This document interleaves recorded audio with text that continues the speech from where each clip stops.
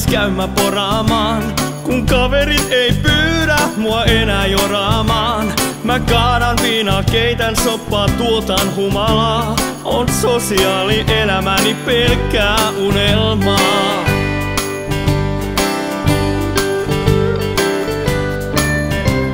Jos katteet ei oo kunnossa, niin missä vika on?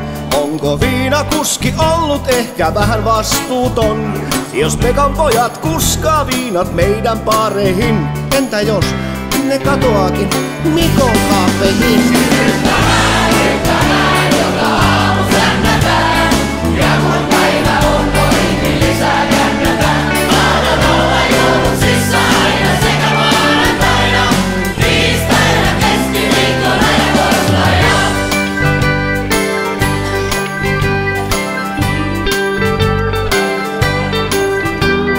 Petron tiskillä on lakki baari pätkineen.